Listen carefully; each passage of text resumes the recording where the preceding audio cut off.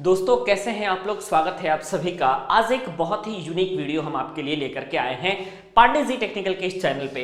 Engineering का video दोस्तों ये है कि आज हम आपसे डिस्कस करेंगे कि कौन से ऐसे ब्रांचेस हैं जिसमें सबसे अधिक पैसा है, सबसे अधिक सेफ्टी है, सबसे अधिक करियर ग्रोथ है। ठीक है, तो मैं आपको बताना चाहता हूं, अभी आप बहुत सारे ब्रांचेस के नाम देखते हुए लिखे हुए देख सकते हैं, जैसे कि civil engineering, electrical, mechanical, computer science, electronics, information technology, aerospace engineering.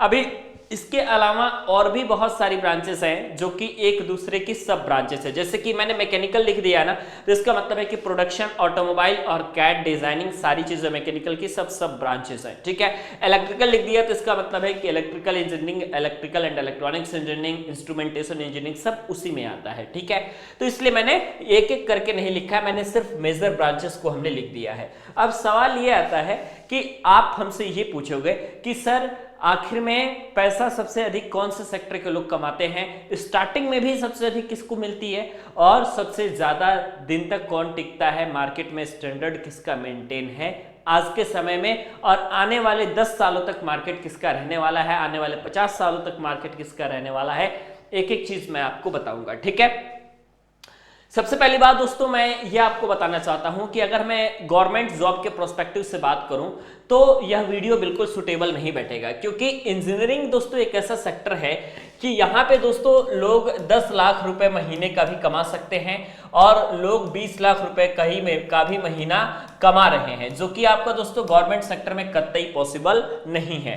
तो करियर ग्रोथ और पैसे की जब बात की जाएगी दोस्तों इसमें, तो हम गवर्नमेंट सेक्टर को लेकर के बात नहीं करेंगे। ठीक है, क्योंकि गवर्नमेंट सेक्टर में आपको भी मालूम है कि कौन कौन से ऐसे ब्रांचेस है जिनकी वैकेंसी सबसे अधिक निकलती है, लेकिन सवाल ये आता है कि उनकी वैकेंसी कम रहती है, लेकिन इंजीनियरिंग में लाखों करोड़ों बच्चे हर साल पास आउट होकर के निकल रहे हैं, तो जॉब तो सबको चाहिए। अब बात आती है दोस्तों कि इस समय सबसे अधिक मार्केट किसका है। ठीक है, क्या सिविल वालों का है, क्या इलेक्ट्रिकल का मार्केट है, मैकेनिकल का है, कंप्यूटर साइंस का है, इलेक्ट्रॉनिक्स का है, इंफॉर्मेशन टेक्नोलॉजी का है, या एरोस्पेस का है। इस समय जो टॉप पे पैसे देने के मामले में जो दो ब्रांचेस जो चल रही हैं वो टॉप पे हैं। सबसे पहला ब्रांचेस है आपका कंप्यूटर साइंस और सेकंड आपका ब्रांचेस है दोस्तों आपका information technology.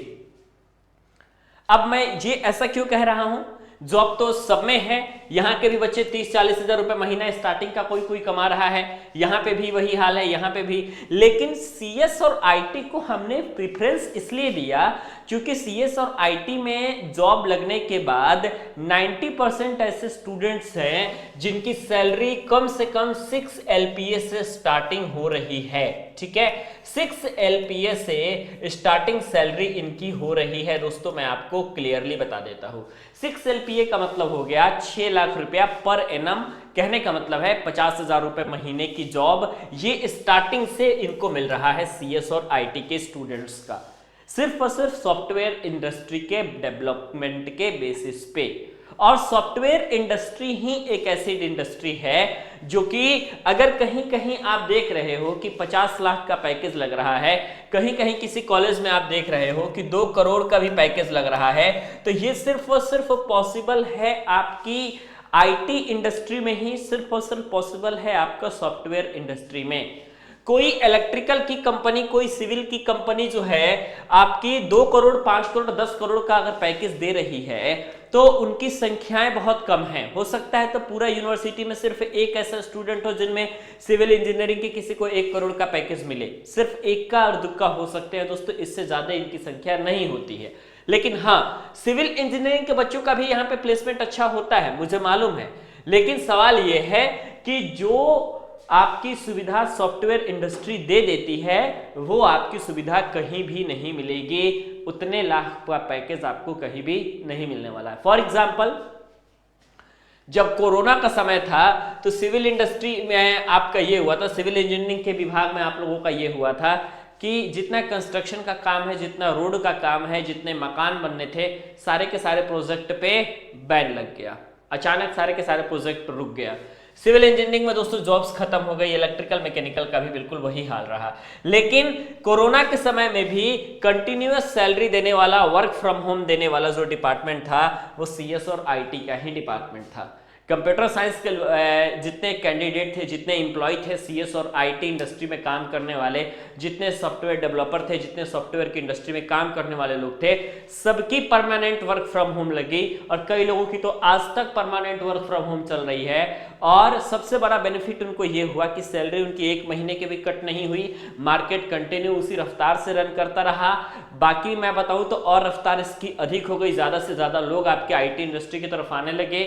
Work from home होने से ये हो गया कि कंपनी को भी बहुत बड़ा बेनिफिट पहुंचा और आपको भी बहुत बड़ा बेनिफिट पहुंचा। मतलब कि जितने सारे लोग पीजी के चलते परेशान थे, रहने खाने के मारे परेशान थे, वो सब लोग घर पे आ गए, घर पे बहुत बढ़िया काम किया और आज भी काम कर रहे हैं। तो स्टार्टिंग का अगर आप सिविल इंजीनियरिंग के हैं 7 और 10 एलपीए का पैकेज लेना चाहते हैं तो ऐसे में जरूरी है कि आप सिविल के टॉप कॉलेजेस से पढ़ें। अगर आप आईआईटी और एनआईटी से पढ़ते हैं तभी जाकर के आपको जो है ट्रिपल आईटी से पढ़ते हैं तब जाकर के आपको उतने लाख का पैकेज देखने को मिलेगा। इलेक्ट्रिकल मैकेनिकल, अब उसके बाद जो सेकेंडरी चीजें आती हैं वो इलेक्ट्रॉनिक्स में आती हैं। अब इलेक्ट्रॉनिक्स इंजीनियरिंग भी मार्केट ठीक है, मार्केट तो सबका ठीक है, कहने का मतलब है कि करियर ग्रोथ सबसे अधिक किस में है, आखिर ऐसा कौन सा विभाग है जिसमें सारे के सारे लोग जाना चाहते हैं, ये सवाल है। अब कंप्यूटर साइंस और आईटी का जो डिमांड है वो सारी की सारी चीजें दोस्तों आपकी कोडिंग पे चलती है। अब कोडिंग लैंग्वेज, सिर्फ कोडिंग क्या है, एक प्रकार का लैंग्वेज है। अब इस लैंग्वेज को सीख रहा है सिविल का भी बच्चा, इलेक्ट्रिकल का भी, मैकेनिकल का भी, सीएस का भी, आईटी का भी और इलेक्ट्रॉनिक्स का भी, एरोस्पेस का भी। ये सिर्फ इसलिए सीख रहे हैं क्योंकि कोडिंग का नॉलेज लेकर के वो इस इंडस्ट्री में आना चाहते हैं, क्योंकि वो देख रहे हैं कि फ्यूचर कितना अधिक आपका सीएस और आईटी इंडस्ट्री का है, फ्यूचर कितना स्ट्रांगली डेवलप हो रहा है सॉफ्टवेयर इंडस्ट्री, कितनी तेजी के साथ एप्लीकेशंस आ रही हैं, कितनी ज्यादा निर्भरता लोगों की बढ़ गई है। पहले अखबार के माध्यम से लोग न्यूज़ पढ़ते थे, किताबों के माध्यम से पढ़ते थे, लेकिन आज के समय में तुरंत की तुरंत घटनाएं जो हैं आप लोगों को देखने को मिल जाती हैं। सारा इंफॉर्मेशन आप यूट्यूब से ले लेते हो। आप देख सकते हो कि यूट्यूब जो कंपनी है, जो यूट्यूब को चलाने वाले लोग हैं, जो यूट्यूब में इंजीनियर हैं, सोचिए वो कितने बड़े लेवल पे काम कर रहे हैं कि कहीं से कहीं की सूचनाएं जो हैं आपके पास विद इन सेकेंड पहुंच रही हैं।